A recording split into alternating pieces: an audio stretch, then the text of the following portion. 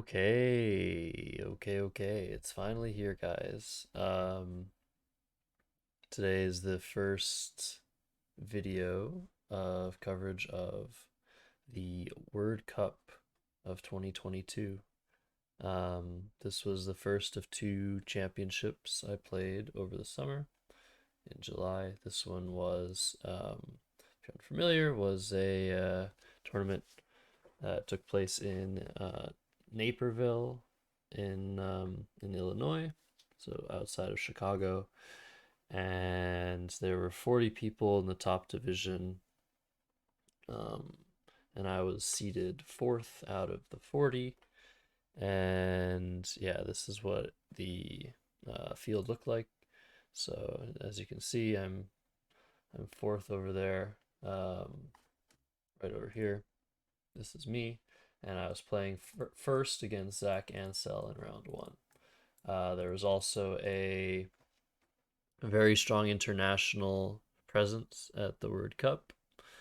Um, and yeah, just saw a bunch of people that I hadn't seen in a really long time because of COVID. It was an amazing experience. And yeah, let's jump into the game. So round one against none other than Zach Ansell. Um, he goes by 5Crab13 something Scrabble on Twitch. Quite the name. Um, and he's also the number one Battle Royale player in the world. But can he dabble in Scrabble? Well, he had never beaten me up to this point. I'd played him twice in Albany just around a week prior to this event.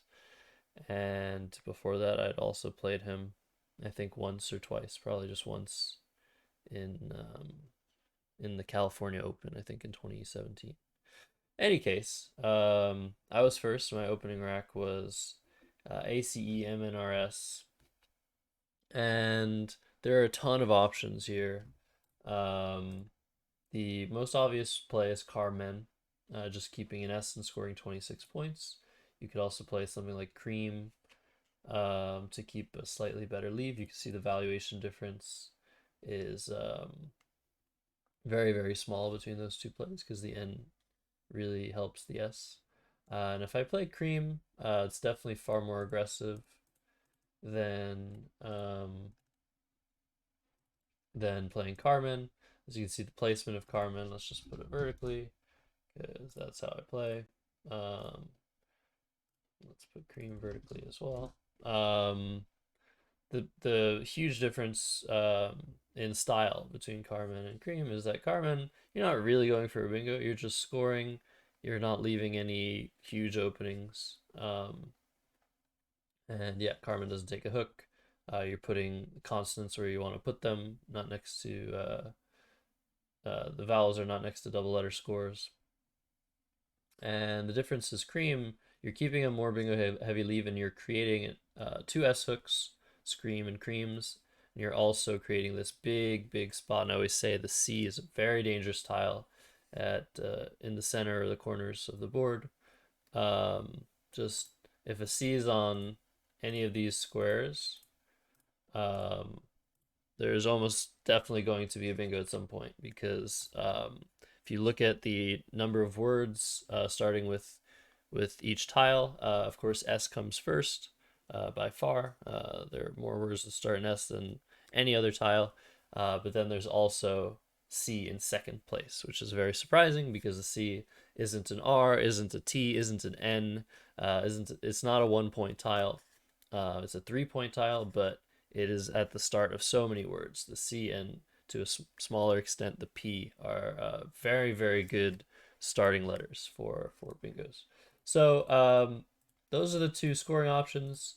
You could also play short with Mac or Cam. The ENRS leave isn't so great. If it was EN ST or ERST, I would be very happy to make such a play, but ENRS has a lot of what you might call crash potential. Um, if you don't draw the right letters to it, it could be quite the nuisance. And then there is Exchange M. And Exchange M is a very I guess, atypical, or not, it's not a very obvious idea here, but the leave of ACENRS is formidable. Um, the yeah, the leave of ACENRS hits with almost every letter. Um, let's put this back here. Um, so if I exchange M, um, you can see my bingo percentage here on our next turn um, is insane. So let me just point it out here.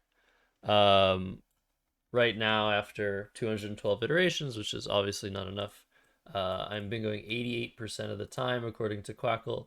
The number might be a bit less than that in practice, because when you exchange one tile, it signals to expert opponents that you are up to no good, that you're very close to a bingo, and they might decide to play a lot shorter or exchange themselves so as not to give you any letters to play through. So this number that you're seeing progress over time to around 85% at the moment is just based on the opponent playing normally. Um, but as you can see, I did not choose highest valuation play according to the evaluation, the static evaluation of plays. That would have been Carmen, and that would have been a play that puts 6 tiles out in space, increases opponent's bingo chances from playing nothing from is 12% to playing a bingo 26% of the time. So what that means is the play I made is a lot more reserved immediately than the top evaluated play. And as you can see, once I simulate, the engine starts to realize how strong the exchange is. Because of these numbers, I'm only giving back a 12% chance of a bingo rather than 26. That's a huge thing. And then I'm bingoing way more. 32% with an S is really nice, but 83% is fantastic. So with that being said, Zach might choose a similar path, especially now that he knows that I'm very close to something after my exchange one. So all those strategic elements definitely decrease the value of the exchange by a little bit, but I still think it's probably the best play. But there are many paths to choose here. Um, it really just depends what I'm trying to do in this game. If I'm trying to bingo quickly, exchange M is good. If I'm trying to just keep things calm, Carmen is pretty good. If I'm trying to play very aggressively and have a very open board, cream is the play to do that. Um, and yeah, these other two plays, I feel like they're just a bit too middling, but they're very strong. Their numbers are very strong as well. So, anyways, Exchange M, my first play. A lot to talk about in my first play of Word Cup. But after this, the game gets a little bit not so nice. So I draw an I. Zach plays kited, and here I chicken out of the word skited. I wasn't 100% sure of it. So I take a 3-point sacrifice. Slightly worse positioning, although it doesn't give back like Carney's would. Doesn't give back like a QI spot or an X spot. So that is nice. But it's definitely slightly better to play Carney's for 81. But I thought maybe this would get a challenge as well. It did not, and it actually worked out pretty well because Zach played Induzias, which is not an acceptable word. Um, Induzia is already plural, so lucky for me, I get to get a free turn here. It did take me a little bit to be 100% sure that this was invalid, but I ended up making the right call. Here I draw into this rack, and a 4 is pretty much the best play. Playing for 27 here, if there was some positional value to it, which there isn't really, would make sense. I do know Zach's entire rack, so it is possible that that a play that isn't like a 4 is potentially the best play. But his rack is actually really bad. He has 2 S's, but he can't do anything with those S's. Um, and I think I saw some play through the R that I wanted to maybe block. I don't remember, but I played a 4. Um, Zach played unsaid, keeping IS, which seems like a solid option. Um, but oh, actually, I played a 4 for 27. Oh, okay. Sorry. Excuse me. I've already made a mistake in this coverage. Yeah, a 4 for 28 would have been the best play normally, but I played for 27 because um, I saw with Zach. I should have taken the time to think about this. Apologies. Um, I know what Zach's rack is. So ADIISSU. So I knew that he had the play of DUI um, for 15 points here, keeping both S's. Um, and I wanted to block that play and also block a few lanes on the board. So that's why I actually chose this a4 because I knew that not yeah this a4 because I knew that if he tried to play DUI here instead for 15, that would be giving me back some nice options potentially. Also, I don't know. I'm giving him more points. Oh no, I'm giving him the same amount of points. DUI is 15 either way. Um, but this placement of DUI somehow seemed a lot worse. So if you can imagine 6J DUI coming down, well, I could just show it. If he plays DUI here, this N is pretty blocked, kind of. This D, this E, this T are blocked. DUI only takes a T hook, and I have this line that I can maybe play a 6-letter word with, and I have some underlapping potential and some nice play, I think. So that's, I think, why I decided to play this at 4. I'm actually not sure if it's the best one, but Zach still just played unsaid. Um, and I actually do extremely well here. Played reasoned for 86. And the game is pretty much over already. So Zach plays Boy here for 37. I have this rack, and I play Yowler, just scoring really, really well. There's not much to worry about anymore. Um, Here, Zach played actually homed. Okay, yeah, home to the D for 36. So there's still potential for him to bingo multiple times here, but at the beginning of the tournament, I'm not too concerned with unlikely comebacks. I figure that I should try and work for my own self when I'm up by over 100. Just try to win by a lot of points excuse me.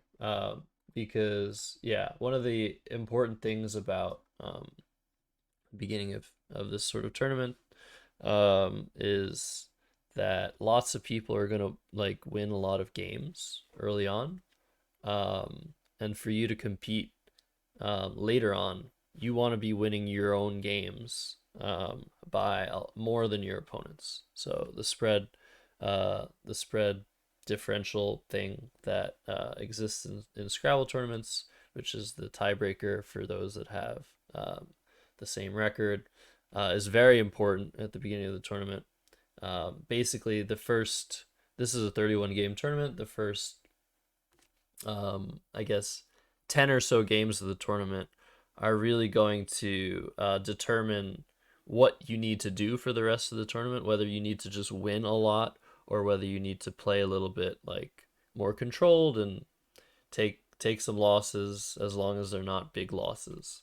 Um, so yeah, here I decided to play Piney. There are a bunch of options here. For I didn't want to keep I wanted to keep the Z. I thought there was a lot of potential for the Z to score a lot of points here, like potentially here, um, for example, with the 6-letter word down the line, and I wanted to score some points. I can score more points with Yap or Yip. The problem being that that's only keeping one one consonant. Sorry, one vowel for three consonants, and I don't really like to do that sort of thing in a game that I'm pretty much winning no matter what. I'd rather keep a more balanced leave of one vowel, two consonants, because if I draw three consonants, it's really slowing me down a lot. But Yap is definitely a good play here. And there's a bunch of plays that use the Z that are also pretty good. I saw Prize. Didn't like creating this extra score for like prizer prized prizes. Which I don't even know if prizer is a word. Yeah, I played Piney. Um, Zach played OY. No, he couldn't have done that. He played QI. Yeah, that's my handwriting there.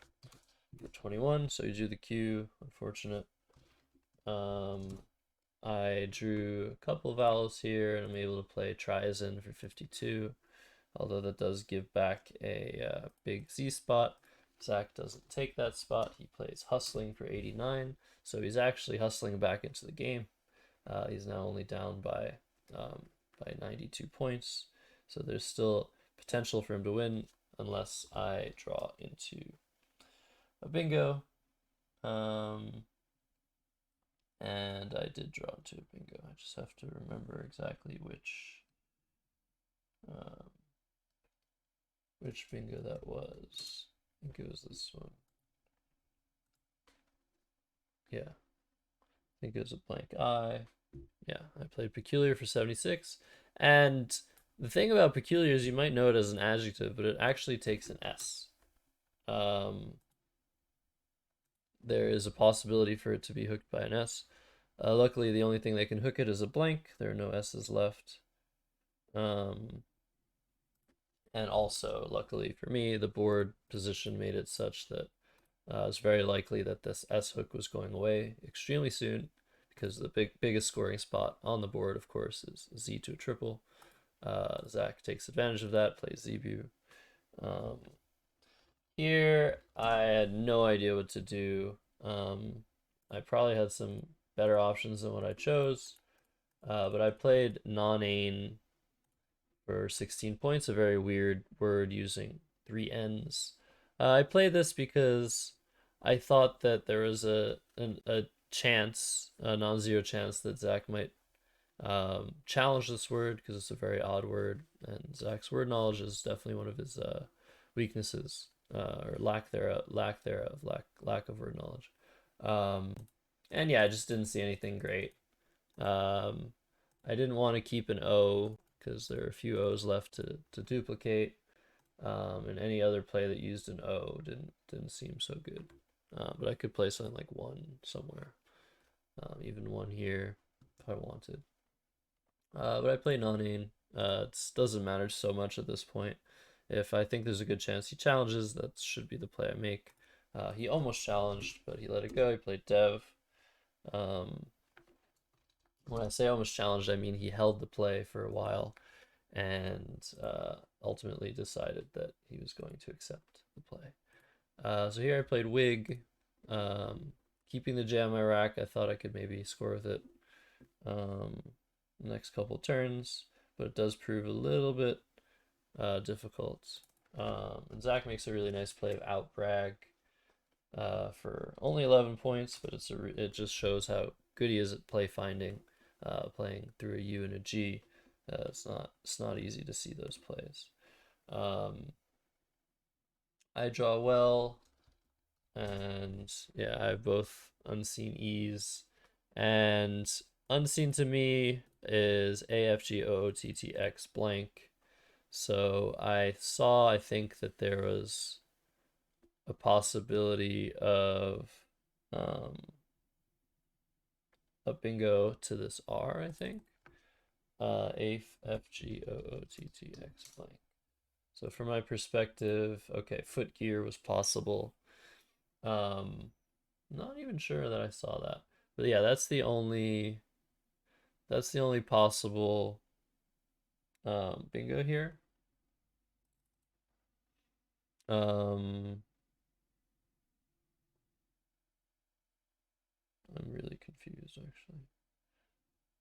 Oh, I missed an entire Excuse me, I missed an entire thing. Before Zach played out brag, he played OF here. Yeah, this makes a lot more sense. This makes a lot more sense. I drew the X, and yeah, here's where I was considering maybe blocking the R, because there seemed to be. Okay, now let's look at this. A B G M O R T T T V blank. Yeah, there were a bunch of possible bingos to this R.